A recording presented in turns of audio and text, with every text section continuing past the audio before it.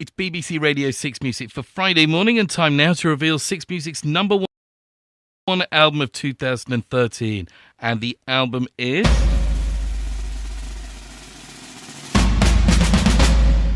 AM by the Arctic Monkeys. And I've got the band's drummer, Matt Helders, on the phone from Los Angeles right now. Matt, congratulations. AM is 6 Music's album of the year.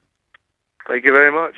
It's a scorching record, Matt, and some say it's your best. Do you think so? Yeah, I think every time we've finished an album we've said that though, but this time it seems to be more genuine, I reckon. Fans obviously loved the record straight away, but did you expect the critical acclaim you got for it? No, not at all. I didn't think we'd get, because this response it got reminded us of like when we put his first album out. We didn't expect that either, obviously at the time. So it was kind of like a similar feeling. Especially from, like reviews and stuff. Because it was a bit different, we were a bit, unsure about how people would take it. Either way, it was like an overwhelming response. Can you remember back to when that first record came out and the similar feelings that you mentioned there, that when this record came out? How did it feel? I suppose like nothing else, when the first one came out, I suppose, I don't know, we were like 19. I mean, we were on tour when it came out, we were on Enemy tour. So it's always weird like that because you're kind of in the eye of the storm or whatever and you don't really understand what's going on in the outside world. But we couldn't ignore the fact that it sold what it did in the first week and all that. And it was it was obviously a lot to take. It was, a brand new feeling to deal with. And now 5 records down, is it a lot easier? No, I suppose not. Because now it's like, you're doing it 5 times then, and then that's something else you've got to get your head around.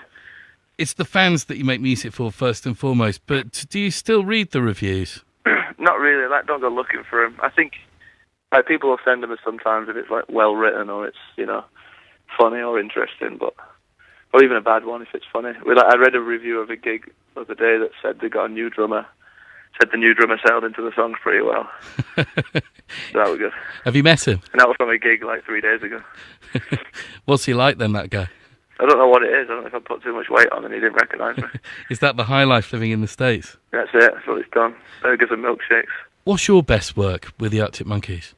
There's a couple of songs that the only reason I think about it now is because like they're going to get harder and harder to play as the older I get.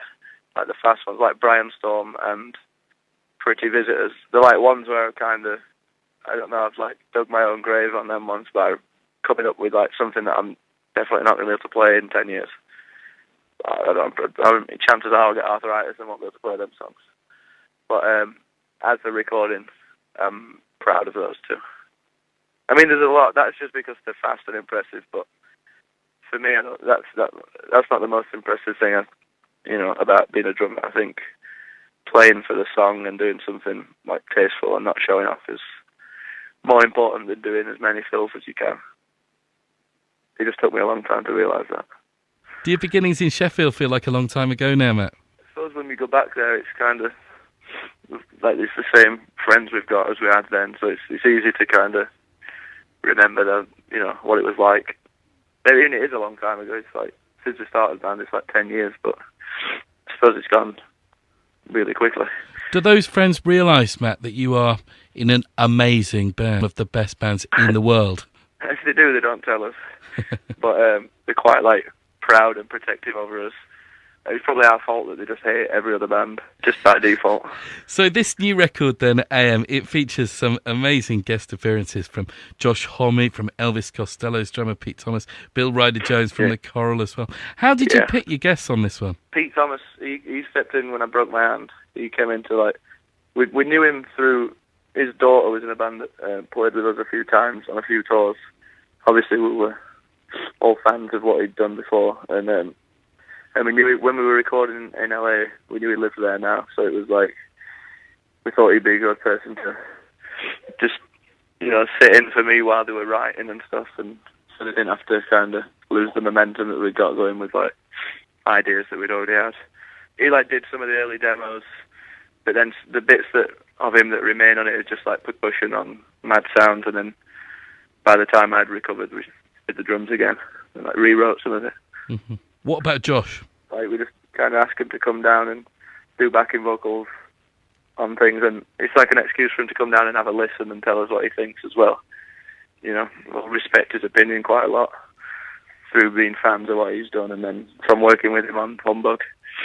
Like, his relationship with him now it's gone beyond professional now. I suppose it's like a friendship, so it's hopefully something that, you know, we'll do more and more if it makes sense. Fantastic. Right, it's a hell of a lineup. It's an amazing record, as I've said. Do you have a personal favourite that I can play now from the record, Matt? I suppose, speaking about Josh, I'd go with Knee Socks. It's like a fun one to play, and we've done it a couple of times where Josh has got up and sung his part on it, and like that little bit that he did kind of became the best, like 30 seconds on that record in a way.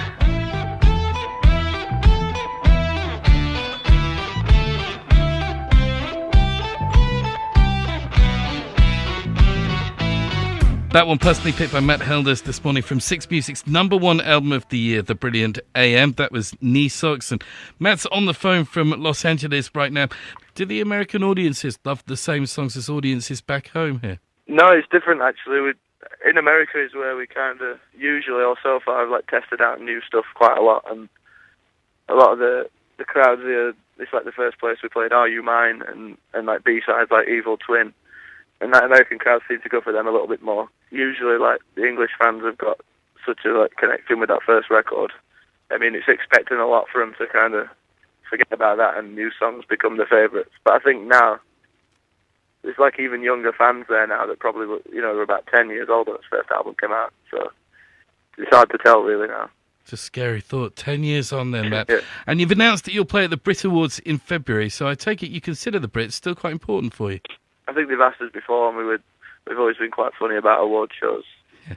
You may not be aware of, but this time, yeah, we thought we're probably ready to do it now. Are there any other big dates that you're looking forward to in the new year? Well, Madison Square Garden's like, you know, a big deal for us.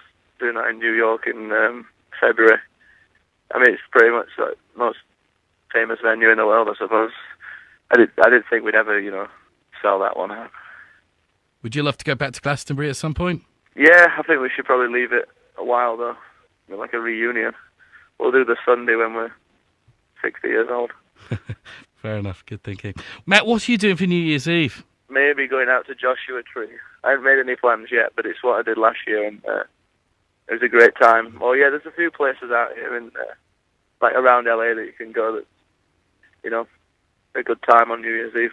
But I try not to plan it too much because it never seems to work out that well when you do that. It's going to be a bit warmer and a bit more glamorous than a night in Sheffield, I take it. Potentially, yeah, but there's definitely, you know, another side to the glamour out here as well. Thank you very much, Matthew, for being there. Have a very happy New Year. And congratulations on AM being Six Music's best album of 2013. Thank you very much. You too. Merry Christmas.